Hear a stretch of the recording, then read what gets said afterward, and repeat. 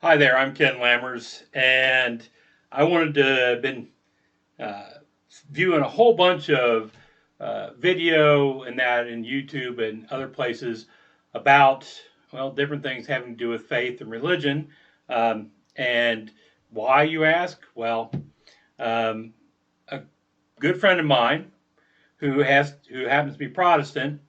Everybody has flaws. Started calling me and asking me about different things in the Bible, and it piqued my interest, right? And so I started looking around, and once upon a time back in the day, I was a religion major in my undergrad at Center College, and you can pique my interest in this sort of thing. And now I've invested a fair amount of money in some of this. Thanks, friend. The not diming anybody out. But so I thought you see videos every so often about this Bible, that Bible, what's the best, and all that sort of thing.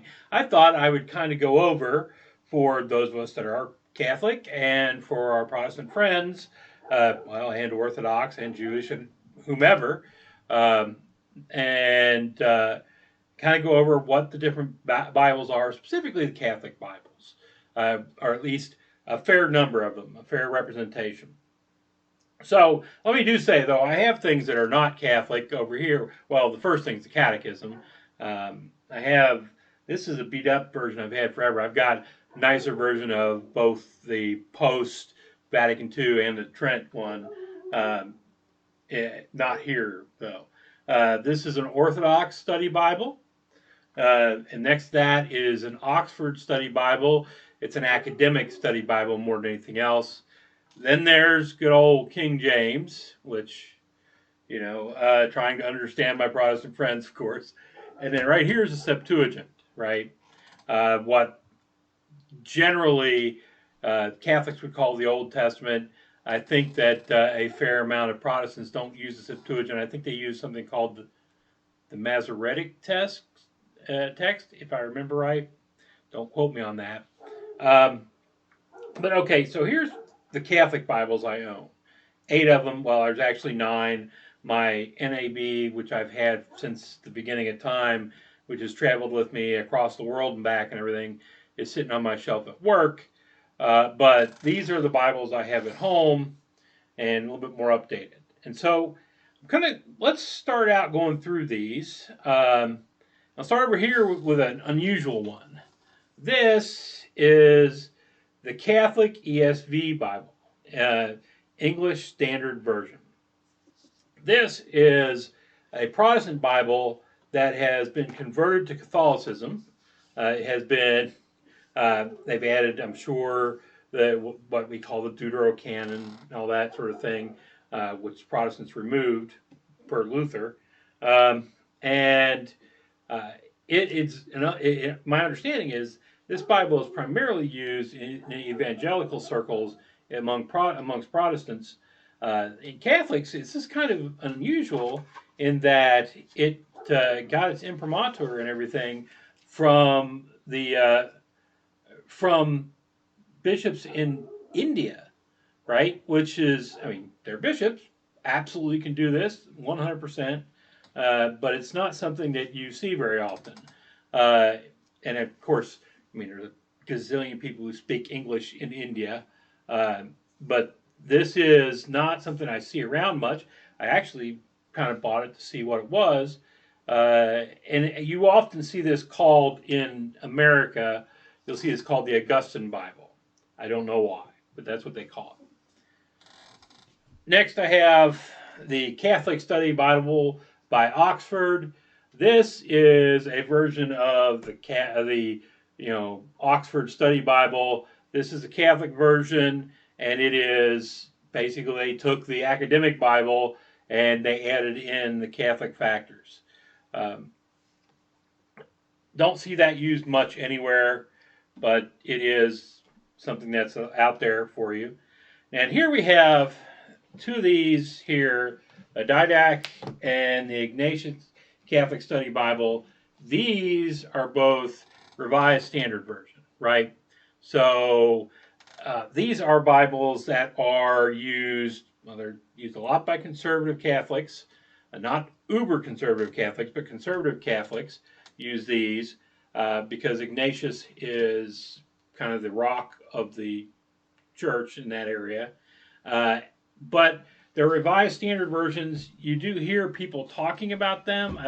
I think that the Revised Standard Version is a fairly standard Protestant Bible, and these have been brought over. People talk about how they like the language in these, and when they, because it's more poetic in that, which is a coded way of saying they like the language in these because, let's be honest, they call back to King James, really.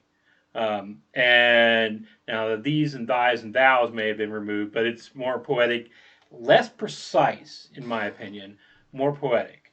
But the study version of these, the notes in these two, is amazing. So, and the Ignatius Bible here I've got is only the New Testament. In November, they'll have gotten the entire Bible done in a study version, and I have that ordered already. So I should get that sometime in November. So, but I like the study versions of these. I got to admit, I'm not a great fan of the RSV. Okay, so now we get to the purely Catholic Bibles that didn't come from a Protestant source and get converted over. These are the purely Catholic ones. These two here were translated straight out of the Vulgate, straight from the Latin, right? Which, per the Council of Trent back in the day, was the official Bible of the Catholic Church, right? However, this is the Douay-Rheims Bible. For a lot of people out there who don't know, this is kind of the Bible for the very conservative Catholics that fills the same slot as the King James does for King James only people, right? Same sort of thing here with the Douay-Rheims. Douay-Rheims New Testament was put out 20 years before the King James Bible, and the Old Testament was put out like 2 years before the King James Bible. There is some evidence that this was referred to, not followed necessarily, but referred to at least by the scholars that were putting together the King James. Not alone. It wasn't. They didn't just rip this straight off or anything. Obviously, they used the Bishop's Bible, Withcraft, all the old Bible. There were like 3 or 4 that had been done in English already. This was the Catholic version, and this. I was taught in high school, just like everybody else was that went to a public high school in my age, that the reason the King James was made was because the church didn't want any English Bibles, except for the fact that this one existed before King James. Same sort of thing, though. It has it's very similar history to King James, right? What you get at home now in King James and what you get in Douay-Rheims isn't exactly what was done initially, because we don't read that kind of old form English anymore. So there were revisions later where they brought them up to date, right? But it does have more kind of a flowery language, and there it is. That's the old one. This is the Knox Bible, which I think may be my new favorite Bible. This is impressive in that a gentleman by the name of Monseor Knox, and for those of you who aren't Catholic, Monsignor basically means you're a priest who has done something impressive or who is filling an impressive position, an important position. So Monsignor Knox translated this from the Vulgate all by his lonesome during World War II. At least the New Testament was published in 1945, the end of World War II. And I think the Old Testament was 1949. Singular person that translated a Bible. The only other person I know of to do this was St. Jerome, when he took all the old stuff in Hebrew and Aramaic and Greek and all that and made the Vulgate, the Latin Bible. So, Knox is pretty impressive. The knock on this is you hear people saying, well, it's flowery, it's a good way to read, but he's doing more of an interpretation than a direct translation. Well, yes, he is. And all of these are, right? If there's some sort of phrase in a Hebrew that wouldn't translate, like um, if I say in English, somebody's cuckoo for Cocoa Puffs, right? We all know what that means, but that's not going to translate if I have to change it to Hebrew, Greek, whatever, right? So you use language that conveys the meaning. For instance, in Arabic, which I studied once upon a time, you would say "Huwa majnoon," he's crazy, right? But I can say he's cuckoo for Cocoa Puffs in English, and we'll all know. Now, uh, I really like the way this reads, or what I have read out of it. I like the way it reads. And I think they're right. It's probably not the most direct translation, but I think it's a really good translation and gets the ideas across and gets them across very well. It's disappointing that we don't use this more often than others. The New Jerusalem Bible. This Bible came out, you have to understand, I think back in the 50s, I think it was.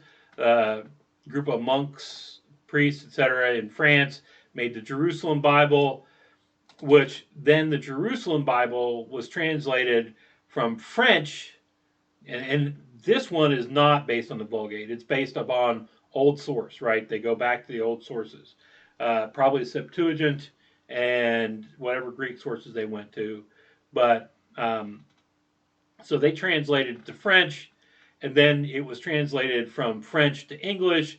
Most famously, one part of it, I think Job, was actually translated by J.R.R. Tolkien, however you pronounce it.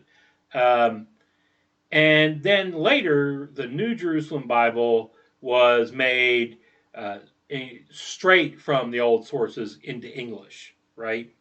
Uh, it You'll see this knocked as being a liberal Bible or whatever. I don't really see anything too terribly bad about that. When I do see comments on this Bible is not a study Bible, so it doesn't have comments as much, but comments on it, it does lean towards an academic interpretation of the Bible, much like you would expect out of the Oxford here, rather than a book of faith. But in some people, that's the way you reach faith, right? This Little Rock Catholic Bible, Study Bible, is actually the Bible. It uses the New American Bible Revised Edition, right? This is the Bible that the church uses in Mass every Sunday. Not this specific one or this study Bible, but the New American Bible Revised Edition is what they use every week in church. I like this Bible, or I like the New American Bible, whether it's the New American Bible or the Revised Edition. I like it in that it uses simpler language and tells you what is being said. It doesn't use flowery language, poetic language. It says, this is this, right? And you get it because it's there. You get it, you hear this talked down to because of that very reason, though. It doesn't, there's not the language that's flowery and that inspires the heart, etc. No, it just tells you the Word of God in a way that you will understand, right? I like the NAB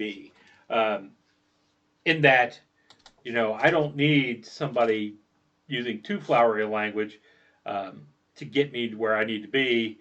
I need if I'm trying to understand it. So that's my go-to for that. Now, what I'm going to do here is I'm going to read Leviticus 19:15 in each one of these, and to give you a feeling for where it is and what I think of it. Now, the ESV. Let me find Leviticus 19:15. It's a lot thinner because it is not a study Bible, right? So Leviticus 19:15. Whew. Also, small print. 19:14 ends that. You shall do no injustice in court. You shall not be partial to the poor or defer to the great, but in righteousness shall you judge your neighbor. Okay, now that's a loose translation, but it's there. It's fairly, it's fairly good translation. You know, probably not what I would go with. Let's see about the Oxford Bible, the Academic Study Bible. Leviticus 19:15. You shall not act dishonestly in rendering judgment. Show neither partiality to the weak nor deference to the mighty, but judge your neighbor justly.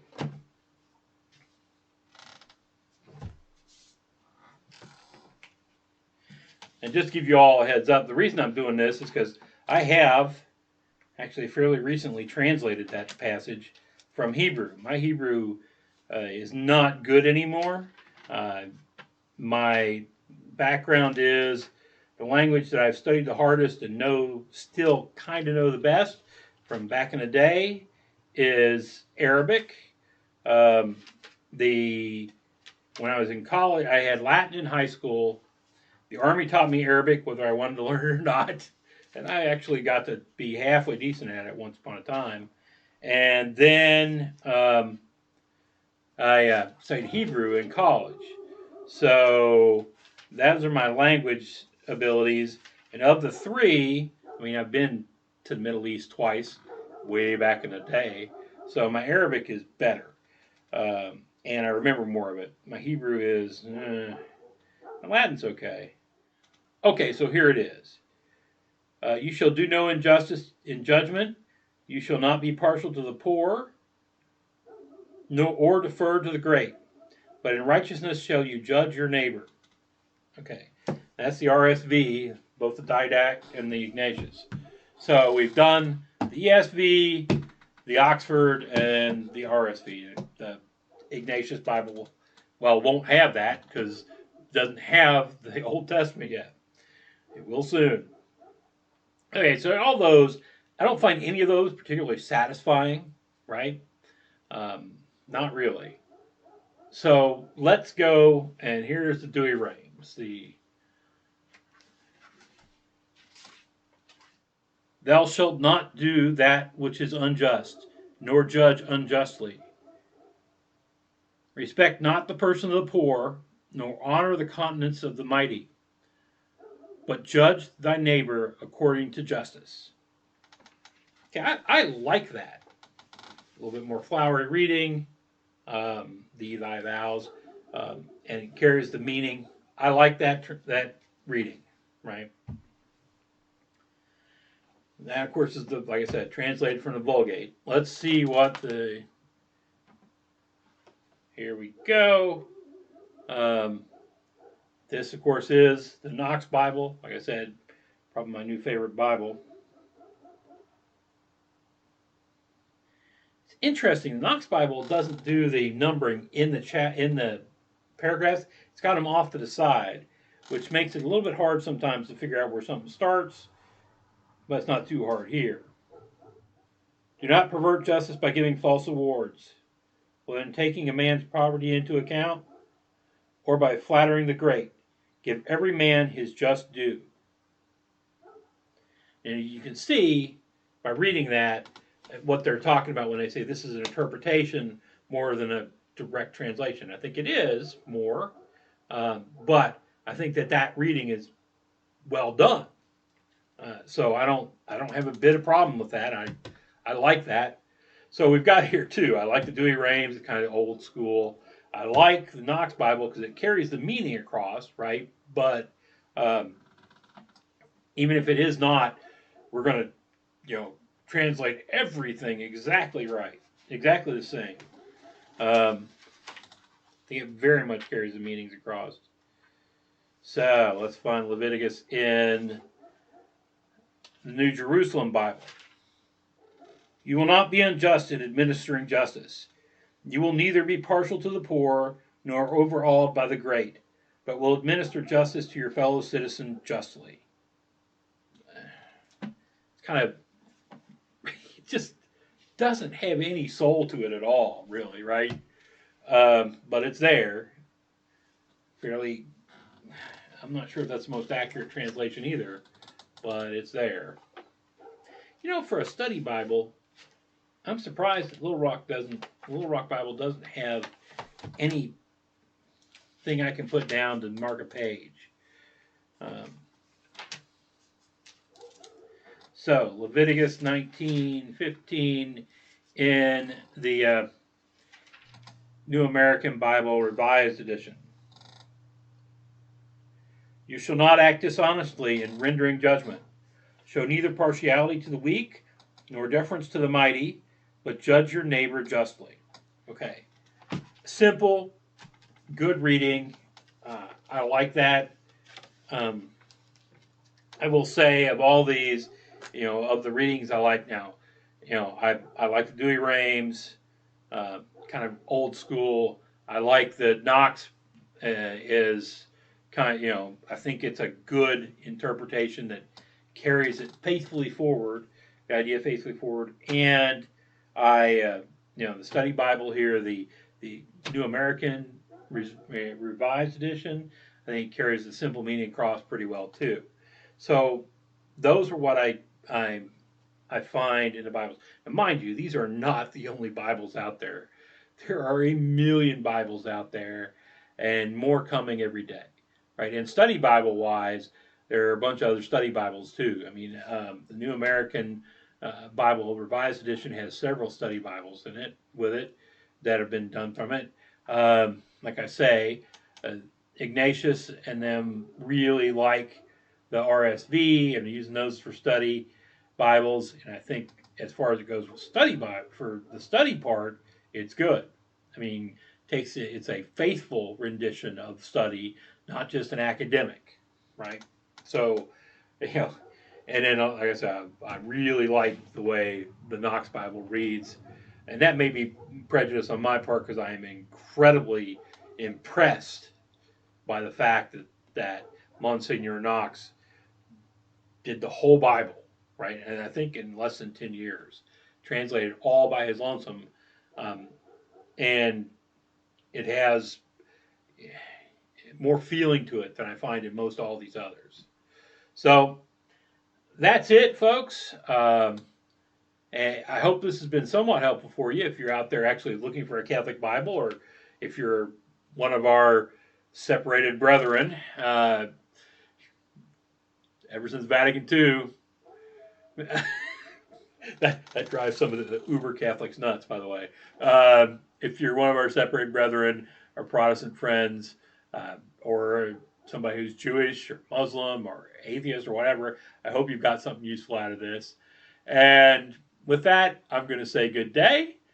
I may come back and do this again. I've got a couple ideas for a few things about, Vatican II and etc. Catholic faith.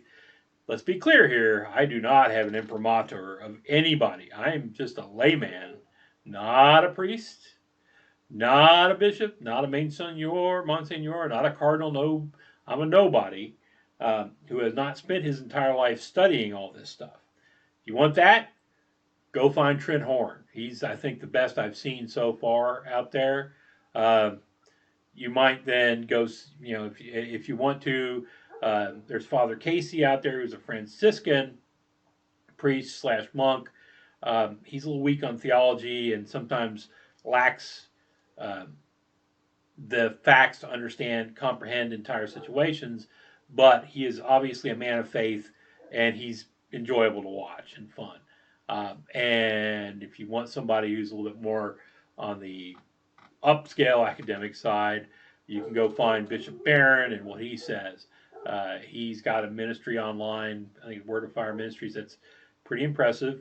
And if you go back and look at stuff from him in the past, he was a little bit more radical. And then as he moved up the scale and went up, he's become a very intelligent and very well spoken defender of the status quo or whatever you want to call it. But he's also, he's thought provoking. He's obviously very intelligent. He is far, far better read than I am. And so those are people I would go look to. Again, Catholic Answers, Trent Horn is the guy I find myself most in sync with. that's it. Go forth and have a good week. I'll talk to you soon.